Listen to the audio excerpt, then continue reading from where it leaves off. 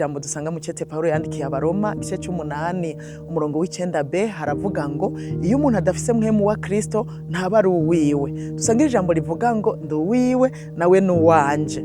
Ndizera ko mwagize umunsi mukuru mwiza wa Pentecote, uwo jewe nita isabukuru y'ishengero.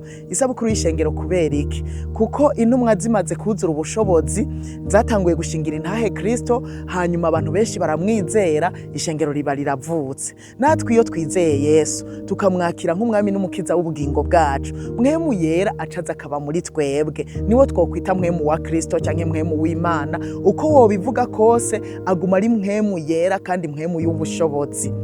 Nuko rero ivya kera biba biheze, tuba tubaye ivyaremwe bishasha. Kera twagenda twitwararika ivya kameremere kacu, hanyuma bikatuvyarira urupfu. Ariko tubaye ivyaremwe bishasha duca twitwararika ivya mwemu, hanyuma navyo bikatuzanira amahoro n'ubugingo.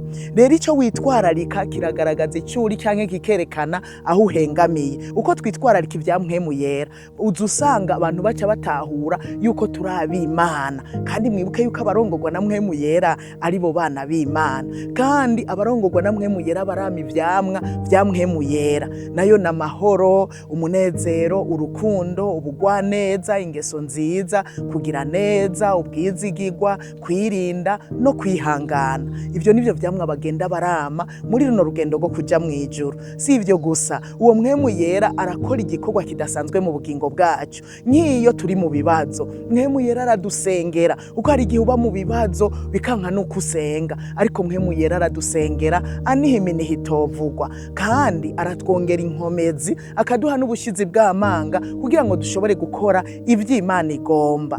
Rero ikigaragaza yuko tuguma muri Kristo nawe akaguma muri twebwe, nuwo mwemu yera yaduhaye. Nico gituma navuze ngo Nduwiwe nawe nuwanje, kuko mwemu yera ari muri jewe. Imana ibahezagire.